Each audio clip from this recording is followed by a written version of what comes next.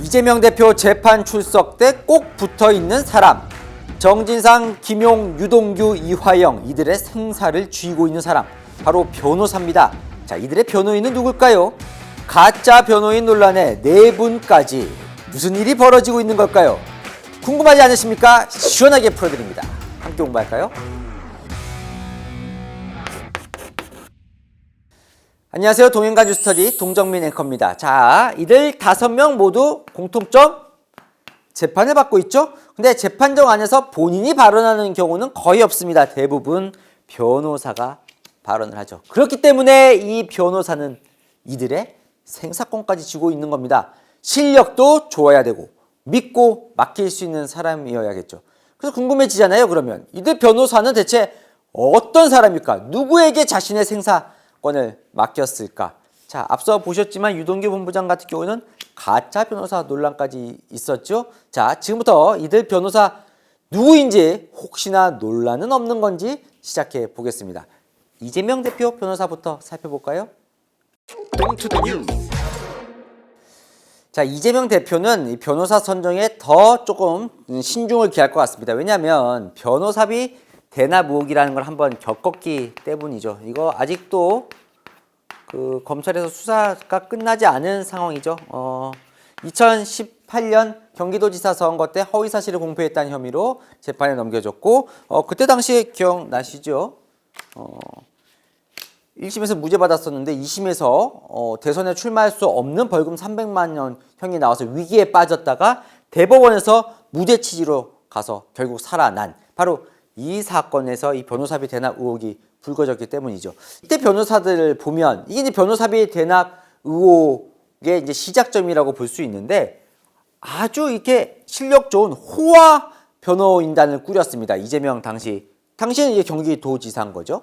자, 그래서 이 무죄 취지로 결국은 살아난 그 공이 이 호화 변호인단 덕분 아니냐 이런 분석도 많았는데 어느 정도 호화였냐면 자, 다 있어요. 검찰 고위직 전 수원지검장 지냈던 특수통 강찬우 검사 있었고요. 판사 고위직 뭐 대법관이 2명이나 있었으니까 판사 중에는 최고 고위직이라고 볼 수 있죠. 그 다음에 변호사 고위직 두 사람은 민주화 사회를 위한 변호사협회 회장까지 지낼 정도로 변호사 고위직, 그리고 심지어 헌법재판관 출신까지, 이분은 나중에 국가인권위원장까지 했던 분인데 이 정도로 화려한 호화 군단을 변호인단으로 꾸리고 재판을 지냈던 겁니다. 근데 변호사비 대납 의혹 왜 불거졌죠? 이렇게 호화 군단인데 들어간 변호사비는 2억 5천만 원밖에 없다고 하니까 이게 어떻게 가능하냐? 그래서 이재명 대표는 이들이 상당수가 본인 사법연수원 동기거나 아니면 뭐 법학 관련된 친구거나 아니면 본인들이 스스로 무료로 변론을 도와준 거다 이렇게 해명을 하다 보니까 고위공직자가 무료로 또 변론을 받아도 안 되거든요. 무료 변론 받은 건 또 청탁금지법 위반 논란 아니냐 이런 논란이 불거진 겁니다. 자, 이 상황 속에서 새로운 지금 재판을 하게 되는 거죠. 그럼 지금 변호사를 살펴보겠습니다.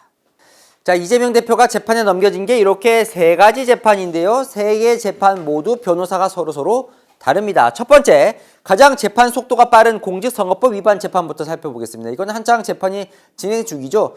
지난 대선 때 김문기 전 처장을 모른다. 그리고 백현동 개발과 관련해서 본인이 용도 변경을 해준 건 국토부의 협박 때문이었다. 이 2가지 발언이 허위사실이다라는 혐의로 지금 재판에 넘겨져 있는 바로 이 사건 변호사는 2명입니다. 이승엽 변호사와 LKB 김종근 대표 변호사. 자, 두 사람은 모두 부장판사 출신입니다. 이승엽 변호사가 누구를 변호했는지 좀 살펴봤더니 기억나실 거예요. 이거 한동훈 법무부 장관 독직폭행 논란 사건이 있었죠. 정진웅 사장검사와 한동훈 법무부 장관이 당시에 뭐 휴대폰 뺏고 뺏는 뭐 사이에서 폭행이 있었다. 독직폭행. 그 사건 관련해서 정진웅 검사 쪽 변호를 맡았더라고요. 어떻게 됐었죠? 무죄 받았습니다. 그러니까 상당히 잘 변호를 한 거죠. 또 공교롭게도 이 두 사람은 또 사법연수원 동기더군요. 자, 이 변호사는요, 2019년에 조국 전 장관이 유재수 감찰무마 혐의로 구속영장이 청구된 적이 있거든요. 그거 기각도 받아냈던 변호사입니다. 자, 김종근 대표 변호사는요, 이재명 민주당 대표와 또 사법연수원 동기라고 하네요. 자, 유명하지만 본인이 대표 변호사로 있는 이 LKB 로펌이 아주 유명합니다. 이곳은요, 이런 유력 정치인들의 형사 사건을 주로 많이 하는데 이 유력 정치인의 형사 사건이요. 꺼리는 로펌들도 있다고 해요. 워낙 정치적 부담도 좀 있다 보니까. 하지만 정식으로 재판을 많이 해서 성적이 좋은 곳인데, 그래서 LKB에서 변호했던 정치인들 누가 있냐 찾아봤더니 많더라고요. 홍준표 대구시장도 있고요. 조국 장관도 있고요. 김경수 경남지사도 있고요. 최근에 이성윤 전 서울중앙지검장도 있고, 배궁규 전 산업부 산자부 장관도 있고요. 이런 분들 해서 좋은 성적을 받아낸 로펌입니다. 이승엽 변호사도 지금은 나갔지만 얼마 전까지 여기 LKB에 같이 있었던 변호사입니다. 네. 자, 두 번째, 대장동 위례 개발 의혹 관련된 재판은요. 김필성 변호사라고 지금 변호를 맡고 있는데, 과거에 조국 전 장관의 부인 정경심 씨 변호를 맡았었고요. 청주 간첩단 변호도 맡았다고 합니다. 민주당에서도 활동한 적이 있어요. 사실은요, 이 재판은 원래 이 사람이 하고 있었습니다. 이태영 변호사 많이 들어보시지 않으셨어요? 쌍방울 그룹 이 변호사비 대납 의혹의 핵심 인물이기도 합니다. 자, 이태영 변호사는요, 그야말로 이재명 대표의 최측근입니다. 자, 이재명 대표와 관련한 변호는 거의 도맡아서 했었습니다. 부인 김혜경 씨가 해경궁 김씨 논란이 있었을 때 그 변호도 했었고요. 2018년 전에 말씀드린 그 호화군단 그 변호인으로도 포함이 됐었고. 자, 아까 저번에 여기 공직선거법 지금 위반 재판 맡고 있는 이승엽 변호사와 김종근 대표 변호사도 여기 호화군단에 포함이 되어 있던 사람입니다. 그러니까 2018년에도 변호를 했었고 지금도 변호를 하고 있는 거예요. 그러니까 이재명 대표가 내가 신뢰할 수 있는 사람, 이렇게 확신할 수 있는 사람이니까 변호를 시키겠죠. 이태영 변호사는 대선 캠프에서 법률 지원단장도 합니다. 그런데 여기 써 있는 것처럼 이제 변호사비 대납 의혹이 대선 과정에서 불거졌고, 이태영 변호사는 이런 여러 논란 속에서 지금은 이 대장동 위례 재판을 맡지 않고 있는 것으로 나옵니다. 세 번째요, 성남 FC 후원금 재판은요, 박균택 변호사라고요. 법무부 검찰국장 출신이에요. 이거 상당히 고위직입니다. 법무부 내에서 검찰의 인사와 예산을 담당하는 뭐 4대 요직으로 뽑히는 검찰국장 출신이고, 그리고 광주고검장과 법무연수원장을 지나서 2020년에 검찰에서 나온, 어떻게 보면 뭐 좀 따끈따끈한 전관 예우까지 좀 바라볼 수 있는 그런 검찰 고위직을 본인 변호사로 선임을 한 거죠.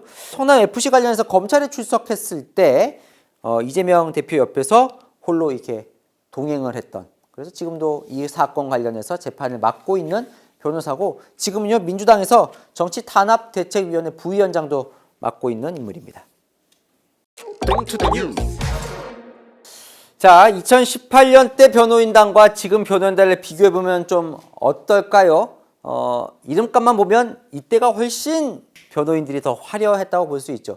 이재명 대표 측 취재하는 기자 얘기를 들어보니까 이 변호인 구하는 게 쉽지가 않다고 합니다.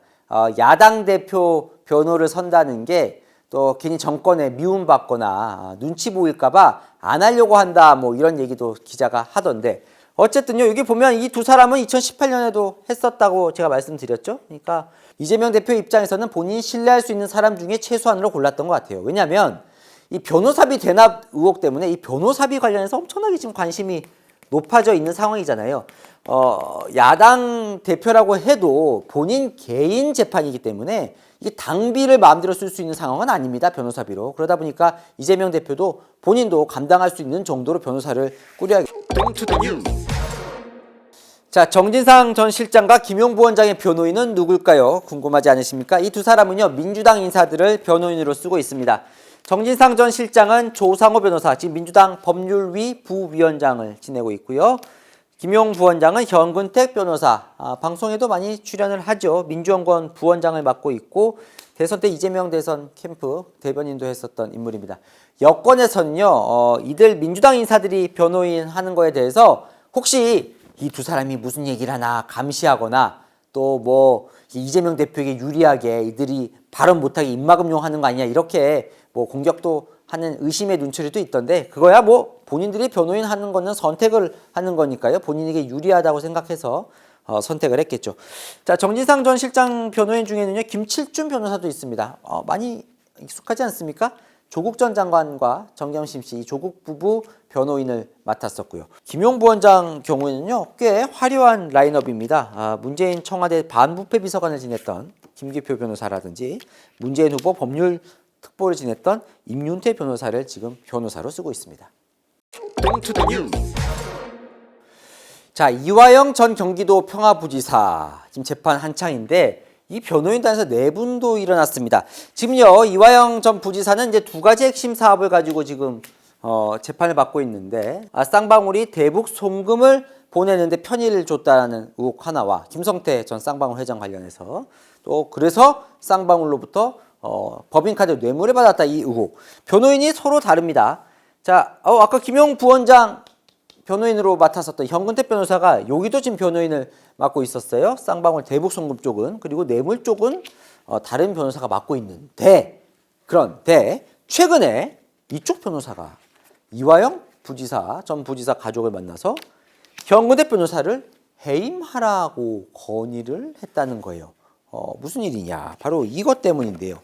이재명 민주당 대표가 이런 글을 SNS에 올렸습니다. 지금은 지워졌다고 하던데 뭐냐면 쌍방울 비서실장이 법정에서 한 증언과 증언 보도 내용이 서로 다르다면서 증인 신문 조서를 이제 공개를 한 거예요. 증인 신문 했을 때에 그 속기록 조서 내용은요 아무나 볼 수 있는 게 아닙니다. 이거는요 당사자 변호인만 볼 수 있는 거예요. 당사자라고 하면요 이화영 전 부지사 그쪽 변호인하고 쌍방울 비서실장 그쪽 변호인 이쪽은 볼 수 있으니까요. 당사자니까. 근데 이재명 대표는 이걸 볼 수가 없는 겁니다. 그러다 보니까 자, 실제로 이 내용이 재판 과정에서 문제가 됩니다. 검찰이 문제를 제기합니다. 아니 이건 재판과 무관한 이 이재명 대표가 어떻게 증인 조서를 확보해서 다른 목적 그러니까 본인의 정치적 목적을 위해 사용하는 거 이거 잘못된 거 아닙니까? 라고 문제 제기를 하고 법원도요 매우 부적절한 행위라고 질타합니다. 무슨 얘기냐? 아니 이화영 전 부지사 입장에서는 재판 판사에게 잘 보여야 되는데 판사에게 지금 점수가 깎인 거예요. 그러니까 이 쌍방울 이쪽 뇌물 쪽 담당하고 있는 변호사 입장에서는 본인이 불리한 입장에 놓이다 보니까 살펴본 거죠. 이게 어떻게 나가게 된 거냐? 이재명 대표는 어떻게 이걸 입수한 거냐? 봤더니 바로 옆에서 이 대북 송금 의혹을 담당하고 있는 현근택 변호사가 뺏어 줬다 이런 의혹이 제기가 된 겁니다. 그래서 이거는 본인에게 이화영 전 부지사에게 도움이 안 되는 변호사니 해임하라라고 건의를 했다는 거예요. 자, 현근택 변호사는요 시인도 부인도 하지 않고 있는데 저희가 입장을 물어보니까요 여기에 대해서는 더 이상 언급하지 않겠다라고 얘기를 하고 있는데 지난달에 비슷한 일이 또 하나 벌어집니다.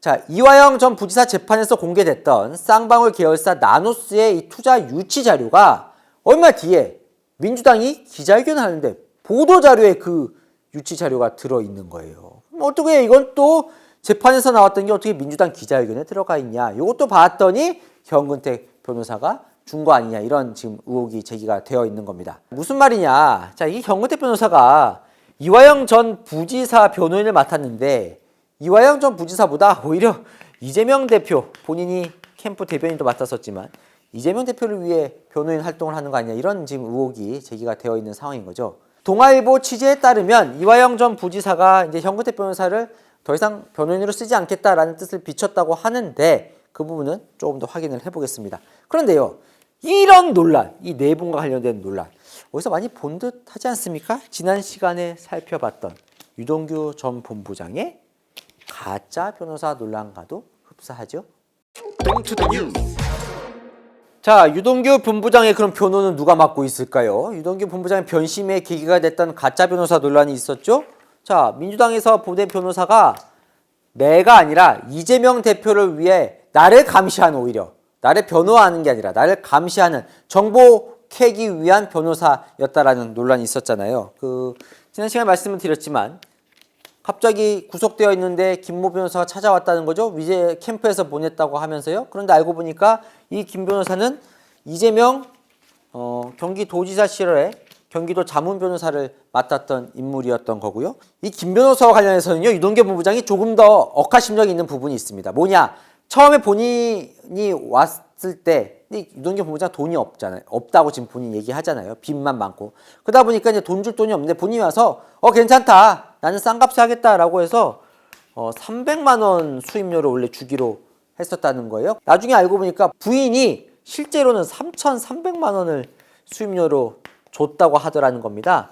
그러니까 나한테 말과 달리 이렇게 더 많이 갔다라고 해서 지금 유동규 본부장이 더 화가 많이 났다. 본인 재판에서 얘기한 얘기고요.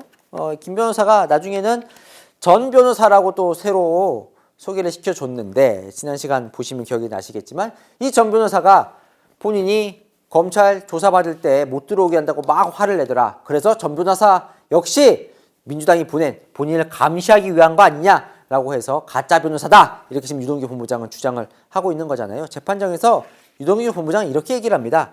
이런 심정이었대요. 그러니까 의사한테 갔더니 내가 이제 병이 나서 의사한테 갔더니 그 의사가 사람을 고쳐줘야 되잖아요. 살려줘야 되는데 그 의사가 정작 사람을 죽일지 살릴지 모르는 것과 같은 그런 똑같은 느낌을 들었다. 이렇게 유동규 본부장은 이야기를 합니다. 자, 이 사건 이후에 이런 논란 이후에 이 두 사람은 다 사임을 했고 국선 변호사가 이제 돈이 없는 사람들이라는 국선 변호사를 했다가 최근에는 또 어느 로펌 변호사를 유동규 본부장도 구했다 이런 소식도 들려옵니다. 자, 이들 모두 변호사가 중요한 이유 이 재판에 본인의 각종 운명이 걸려 있잖아요. 그러다 보니까 이 변호사 제대로 된 믿을 수 있는 실력 있는 변호사를 구하는데 사력을 다할 수밖에 없겠죠. 과연 이들이 어떤 활약상을 보이는지는 또 재판 과정에서 제가 차차 정리해 드리겠습니다. 복잡한데 궁금한 이슈 댓글로 남겨주시면 제가 대신 풀어드리겠습니다. 통행가 뉴스터디 오늘은 여기까지입니다. 감사합니다.